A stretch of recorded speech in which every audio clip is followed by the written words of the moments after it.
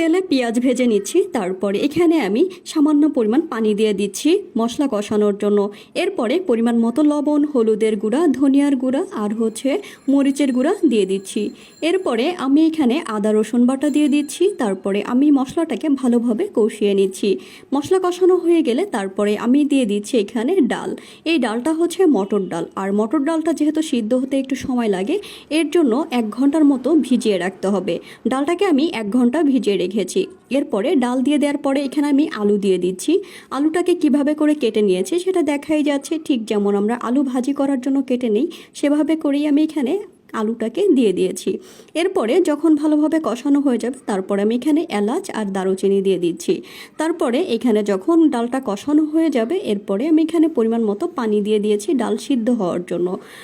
ডাল সিদ্ধ হতে যতটুকু পরিমাণ পানির প্রয়োজন ঠিক ততটুকু পরিমাণই পানি দিতে হবে, আর না হয় ডালটা সিদ্ধ হবে না। ডালটা যেন আস্ত আস্ত না থেকে যায় সেদিকে একটু খেয়াল রাখতে হবে। ওইভাবে পরিমাণ বুঝেই পানি দিতে হবে।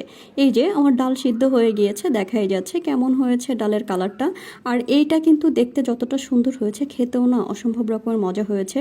আর এই ডাল আলুর রেসিপিটা এটা কিন্তু পরোটা বা রুটির সাথে খেতে অনেক বেশি মজা হয়। তারপরে ভাতের সাথেও এটা খাওয়া যায়, আর এমনিও চাইলে খাওয়া যায়। আমি তো এমনি এমনি অনেকটা খেয়ে ফেলেছি ইতিমধ্যে।